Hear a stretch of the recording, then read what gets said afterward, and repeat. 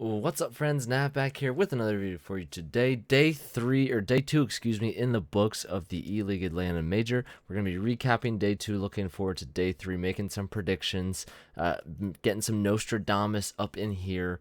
Let's get it going. Recap, day 2. As you can see down here, my record was 5-3 on the day. I started out really well, 4-0. I guess the first 4 correct. I picked Mouse Sports over Hellraisers, Navi over Envy, SK over FaZe, and Liquid over F3.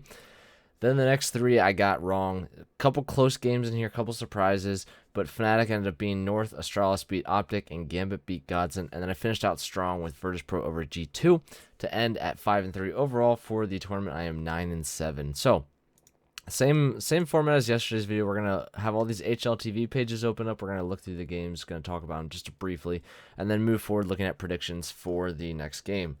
Or for the next day, I should say. So starting off, Mouse Sports versus Hellraisers, there wasn't a lot to talk about in this game. It was pretty one-sided, pretty heavily Mouse Sports. They started out on the CT side of Cash, and the thing I noticed about this game early on was that Chris J was playing very, very well. He was hitting a lot of the shots that he hadn't been hitting in day 1. He was making some great plays over. From what I saw, he was heavily on the B site with his op, playing in the vents and playing looking towards sunroom area. He liked that area, and he seemed to be doing very well there. He sort of thrived and was able to shut down pushes. And their team play throughout the entire match was just too much for Hellraisers. We said yesterday in the video that Stiko and Bondic really had to turn it around. I believe they were 9-20 and 6-20. And they did turn around. They performed the best on their team. However, it really wasn't enough when you look at the rest of their team. That we have another situation here where we have 9-19, 9-21. Yes, KD is not everything, and you can do well even if your KD doesn't show it.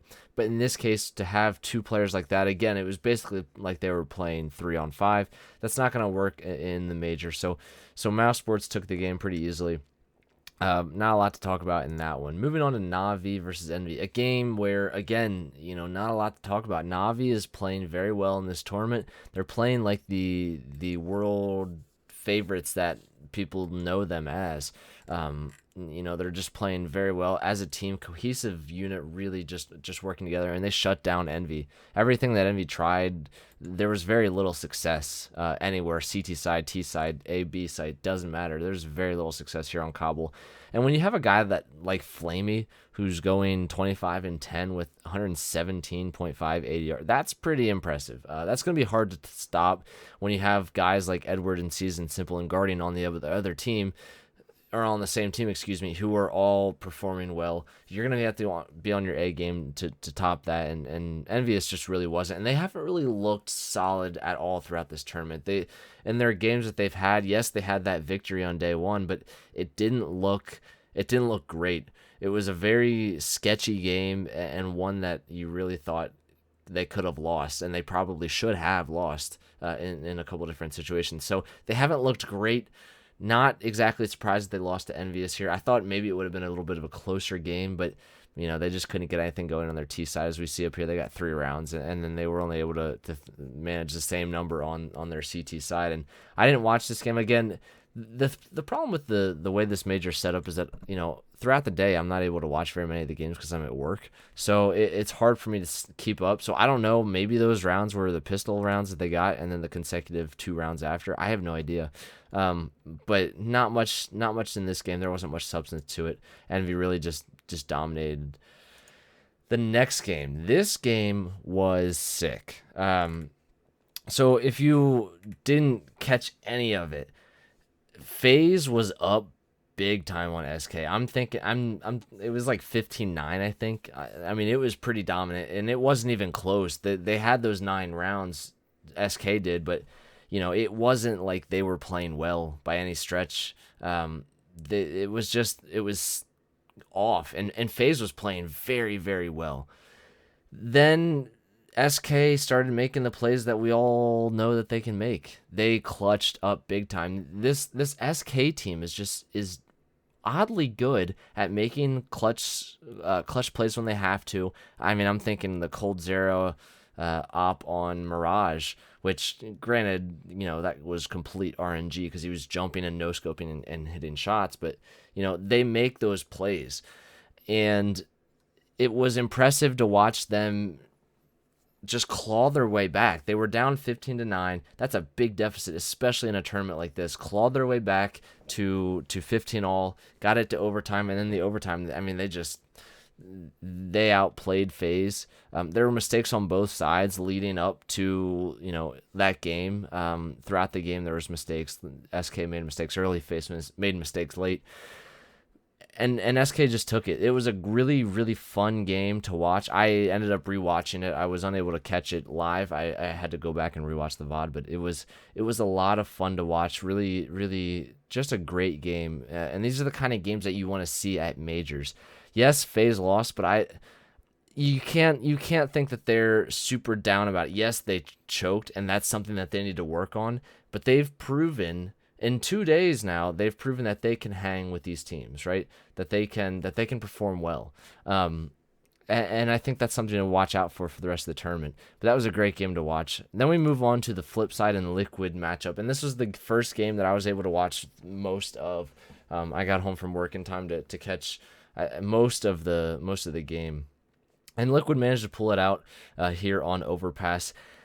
It was a game where you watch it and you think, surely one of these teams is going to do something to make it appear that they want to win the game.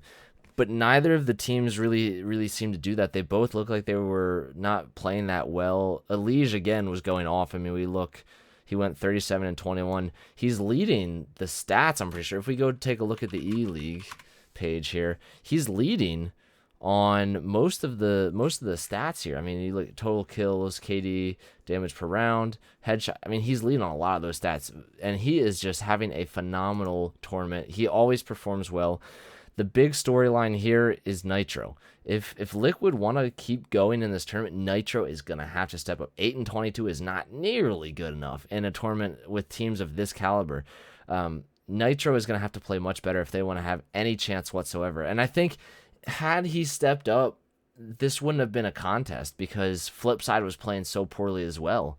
I think Liquid, yes, they won. They needed a couple plays to really break the game open, and had those plays gone their way, had they been playing well enough, this could have been a 16-6, 16-7 scoreline in favor of Liquid. But it didn't turn out that way. I predicted Liquid to win, and they did. But it wasn't the victory that I thought it was going to be. Flipside, hung with them, and whether that was because Flipside was playing well or they were both playing poorly, that's for you to decide. But, a victory is a victory for Liquid, but I don't think that you can feel very good. And I tweeted this out. I said, if you're Liquid, I don't think you feel very good about this victory.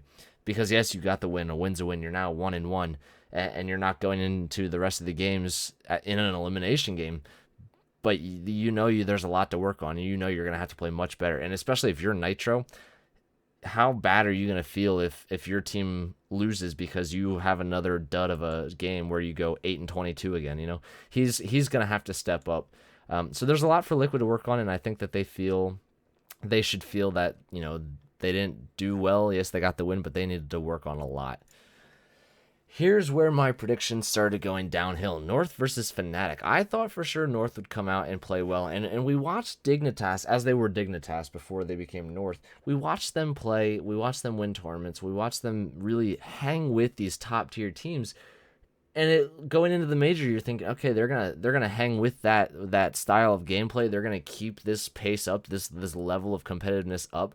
It's not proven to be that way in this tournament. They've proven that through the first 2 days they can't hold that high level. Yes, we saw flashes of it in tournaments previous to this, but they haven't shown us that kind of play yet in this tournament. They had some moments in this game and moments in day one where they looked good. They made good plays, made good judgment calls, won some aim duels, but beyond that, I mean, team-wise, it didn't look good. We look here specifically at Cajun B. He's sort of the standout from this game, and he had some really great situations with the op where he was getting 3Ks, 4Ks, sort of trying to carry his team and just sort of will them to the victory, but it just wasn't enough. The thing I talked about yesterday was Disco Doppelin. he had a pretty poor game in their day one game, and I said, he's going to have to step up. He's going to have to do well. And yes, we look at his KD, and he was 15 and 16. You could argue that, he wasn't pulling his weight, and against these top tier teams, these higher tier teams, I should say, that's not going to do well. But the kills that he was getting were high impact kills. He was the one getting some of these entries. He was the one shutting down the pushes onto bomb sites. He was the one that was just making the difference when it needed to be made. So yes, he went -1, but I still think he had a really large impact on the game and really sort of affected the outcome in a great way in favor of Fnatic. Going forward, North is going to have to step up. Maybe they've proven that they can do it, but they need to be able to consistently do it, and we haven't seen that yet. And until we see it, you just don't know what you're going to get from them. You might get this North that comes out flat and doesn't do anything, or you might get the North of the tournaments previous where they're one of the best teams in the world. You just don't know. So that was this game, 16-13 in favor of Fnatic.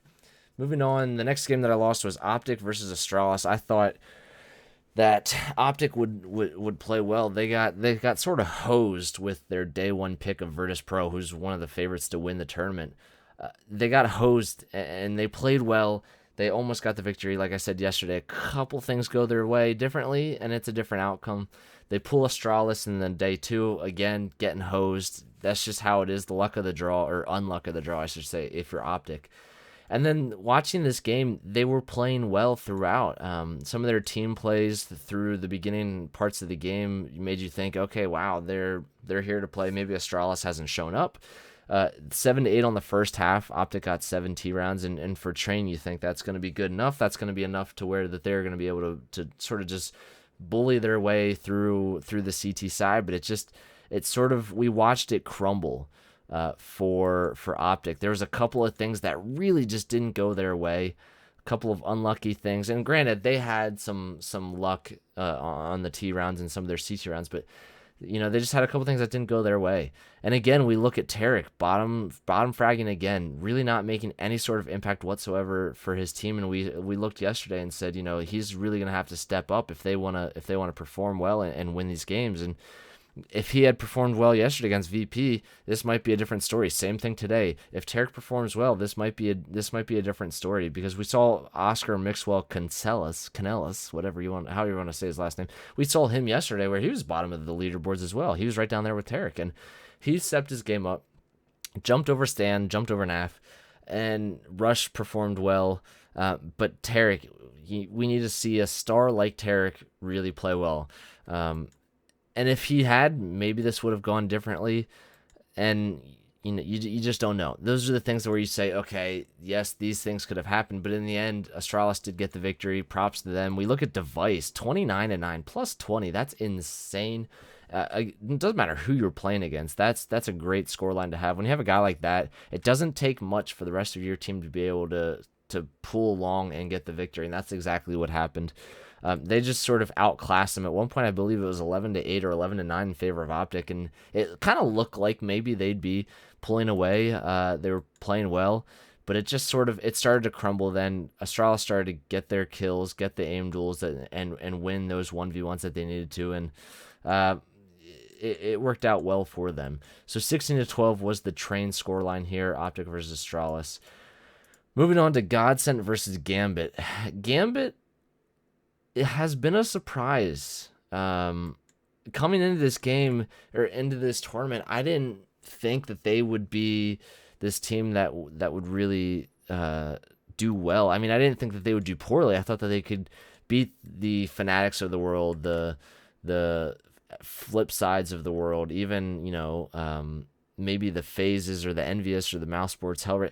There was teams that they could beat. I didn't think that they'd come in and sort of just walk all over these teams like they have been. Godsent, we watched them yesterday dismantle Astralis, and then Gambit comes in and does the same to them on Overpass. And they got 11 rounds on their CT side, and then they got 5 on the T side, which is great, and that took them to the victory. It was like night and day between Godsent from yesterday to today. it looked like they weren't playing together. It looked like they were sort of out of sync a little bit. Maybe Gambit had thrown something at them that they weren't expecting. Maybe they had planned for something different. Who knows? But Gambit came out, played very well on Overpass, and got the victory. And I think it's great to see that a team like Gambit, who I don't want to say no one predicted them to do well, but they definitely weren't the favorites. They were definitely underdogs in some of these matchups that you would see, and they're performing well. We'll see how far they can take it and where it goes from there. If they can keep performing well, who knows how far they could go. And it's really going to be something that's going to be exciting to see. Last map of the day was Virtus Pro versus G2. Another very close game. Really just a fun game to watch. Nuke, I don't know how Nuke keeps getting picked as the last map of the day. It happened yesterday, happened again today. I don't like watching Nuke, but this was still a fun game to watch. We talked yesterday, RPK, he had a phenomenal game yesterday. Didn't really pull that kind of weight today, but they were still able to keep it close because no one performed poorly. Everyone sort of was on average with each other throughout the game, and that's what kept it close. But the old dogs, Virtus Pro, they were able to pull it out in the end, managed to get just enough CT rounds, in the second half to take the victory. And in a game where you thought really it could have gone either way, like this is one of those games again where one kill goes the other way, one situation, the timing on one peak, that could have affected the entire outcome, and it could have made it completely different. But again, VP got the favorable bounce and pulled out the victory. So they're now going to 2-0, and G2 is down to 1-1. So that's a recap of day 2. Looking ahead to day 3, we're going to make some predictions here. You ready? Let's get it. So we're going to try and make this quicker than yesterday's video. We'll see how it works. First map of the day, Fnatic versus Mouse Sports. Like I said, we saw both teams take the victory today. Mouse Sports played well, so did Fnatic. You could argue that neither team really had like that dominant victory that we were looking for. Yes, let's see if we take a look back here. In this game, yes, Mouse Sports had the 16-7 victory, but that was over Hellraisers. That was a team that, you would expect them to beat. And then we look here at Fnatic over North. That was a great victory for Fnatic. Arguably, North not playing that well. But you think, if you're looking at these victories, right, you would think that Fnatic over North is a better victory than Mouse Sports over Hellraisers. Now, looking at the head-to-head matchup, I don't know where this is going to go. I think Mouse Sports could win. They would have to play well, and Fnatic could win also. That's not really that great of analysis. But I think I'm gonna give the edge here to Mouse Sports simply because it looks like Mouse Sports is starting to come alive a little bit. We see these flashes in Mouse Sports where they do well, but over time we haven't been able to see them consistently perform well. I want to see Mouse Sports consistently perform well in this tournament. I want to see them get 2 victories in a row, just start stringing them together. And a victory against Fnatic would be a great win. Granted, it's not the Fnatic of old, but, that would still be a confidence boost for them. And I think that they can pull it out. So we're going to take Mouse Sports here over Fnatic, even though Fnatic got arguably the better win over North today. Moving on to Godsent versus Envy. Like I said, we saw Godsent dismantle Astralis day 1. We saw Godsent get dismantled in game 2 against Gambit. And then we take a look at Envy, who, let's see, where are they? They got wrecked by Na'Vi today. You got to think that Envy's going to go back to the hotel and try and figure out what went wrong and see what they can fix for day 2. But Envy has not looked strong in this tournament in either games that they've played. They really didn't look strong today, and they looked very shaky in day 1 against, I believe, Liquid? Is that who they played day 1? Let's go take a look. Liquid Envy. Yeah, they really did not look strong against Liquid, almost giving up the victory that they had, a surefire one. So we're going to take Godsent here over Envy.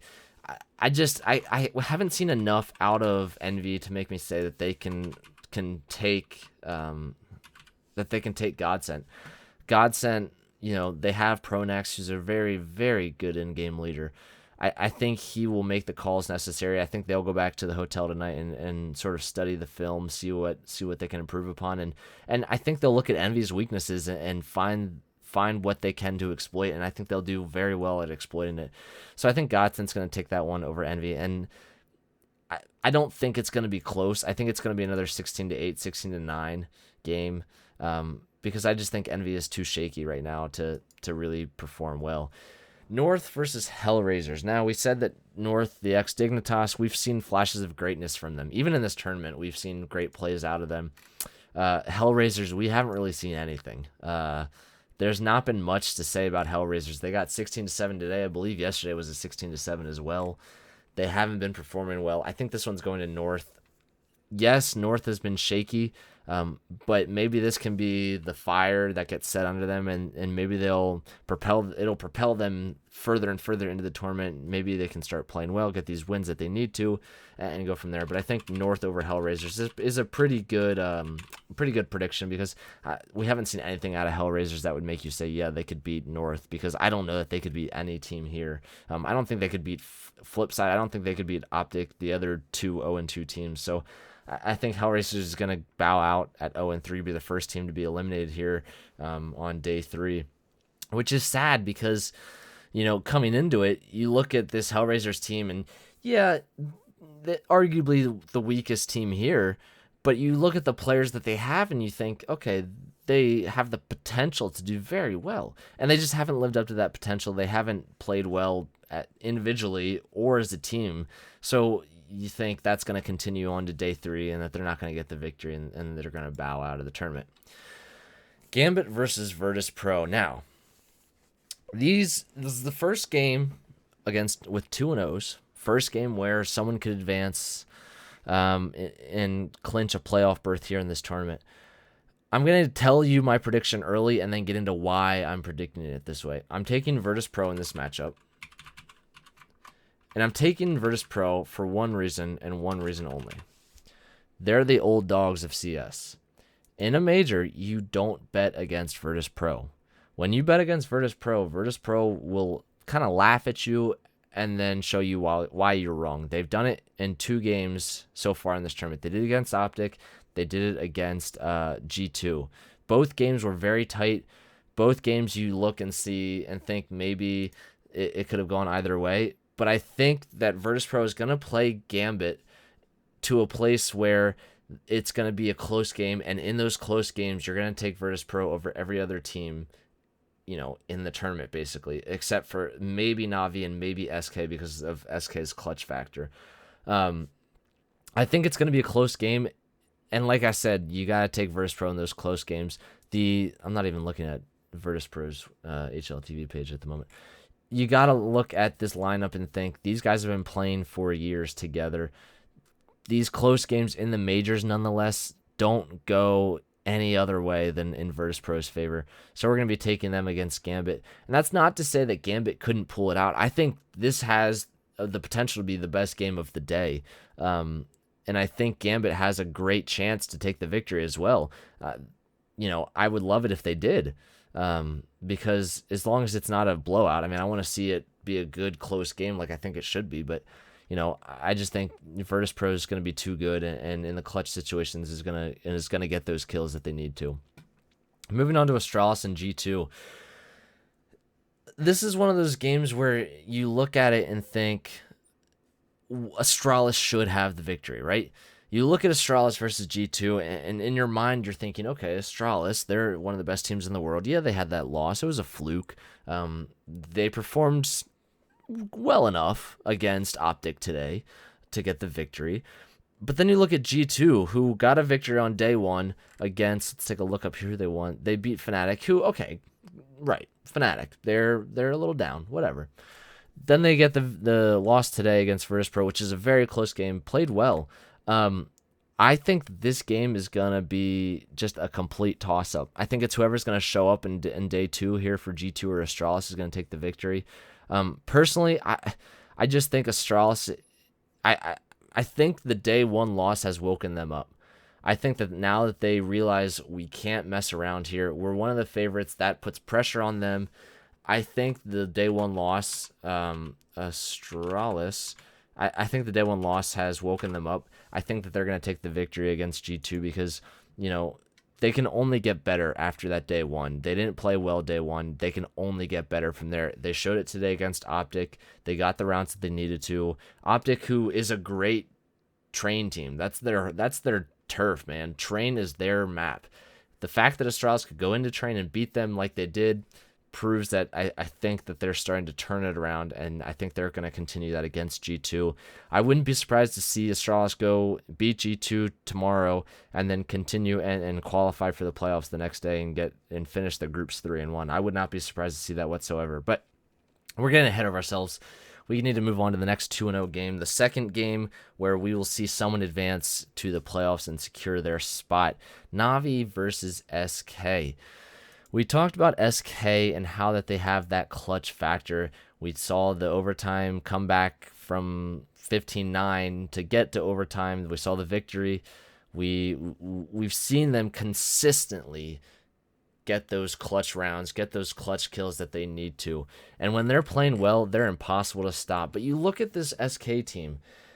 Fur, Coldzera, Fallen, and Taco, all Brazilians, and that has nothing to do with it. I'm just trying to make a point here. Then you have Fox, he's not Puerto Rican, Portuguean? Is that what you would? I don't know. The guy from Portugal. I just look at this team and think, with how that they've played, yes, they're very clutch, but I don't think Navi's going to let it get that far. I think Navi, if it's close, you think SK has a chance, but I don't think Navi's going to let it get that way. Navi's here on a mission. They're out for blood, man. And when you look at Navi, you think, where's the weak link on this team? You know, I don't really see one. When all these players are playing up to par for themselves, they're impossible to stop. So I think we're taking Navi in this game over SK. And that's not to say that like Astralis G2, like Virtus Pro Gambit, that's not to say that SK couldn't come out and take the victory here. But I think it's not going to be it's not going to be a close situation where SK could go clutch and get the clutch rounds that they need to. And it's not going to be a situation like today's game where SK made this crazy comeback, because if it starts getting to that point, I think Navi's going to shut it down, and they're going to shut it down quick. So I'm taking Navi over SK, in that game. Then we come down to see Liquid versus FaZe. FaZe has shown that they can hang, man. They have shown that they're here to stay, that they're going to be playing well. Liquid has looked very shaky. I'm taking FaZe in this game, and I don't think it's going to be much of a game. I think, with the exception of ELEAGUE, Liquid doesn't have much to stand on. Yes, in their game today, they had some good performers other than ELEAGUE. Pimp, we look at, went +3, JDM +2, Hiko +2, but ELEAGUE hard carried them. I don't think that can keep up. Yes, ELEAGUE is the best player in NA at the moment, perhaps, but I don't think that this kind of scoreline can keep up, especially against a team like FaZe, who took they took SK today to the overtime. Arguably, probably should have won the game, right?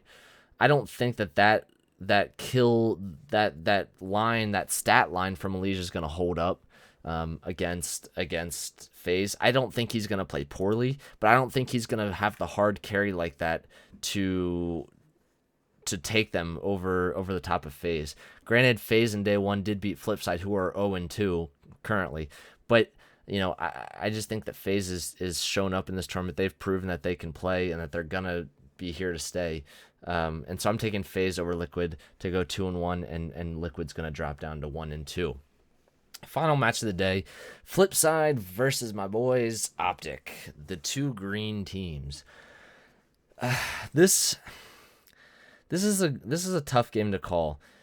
I'm going Optic. I'm telling you that right now. Going Optic because I'm a fanboy, but also because we've seen more out of Optic than we have seen out of Flipside. We saw Optic in day one against the Virtus Pro team that they got, obviously they got drawn against Virtus Pro in day one, drawn against Astralis day two. We've seen more out of Optic than we have seen out of Flipside. Yes, Flipside almost took the game off of Liquid today, And I believe Flipside FaZe was kind of close as well. I'm having trouble remembering that off the top of my head, but you know, at this point, 0-2, both teams are 0-2. I don't think either team is going to make it out of groups. I think both teams are going to fall. One's going to go out tomorrow in this matchup, and then I think the next team's going to go out the very next day, probably, maybe a day after. But I think you look at these teams and you say, Optic has looked better, tactically, team-wise, individual skill. They've just looked better all around. And so I'm going to take Optic in this match. Flip side, if players like Electronic can keep playing well, if players like Waylander can come out and hold their own, they have a chance. But I just think that Optic's going to overpower them here in this game, and I think it's going to go to Optic in the final game of day 3. So that's it for this video. We recapped day 2, looked ahead to day 3 predictions. Let me know what your predictions have looked like so far in this tournament, how you're doing. Let me know what you think about day 3, what you're most looking forward to come playoff time, the rest of the tournament, and just what some of the surprises have been thus far in the tournament. Let me know what you guys think in the comment section below. But anyway, that's going to do it for this video. Stay tuned for tomorrow's video. We're going to recap day 3 and look ahead to the coming days of the tournament. So that's it for me. I hope you guys have enjoyed this video, and I will see you in the next video. I'm out. Peace.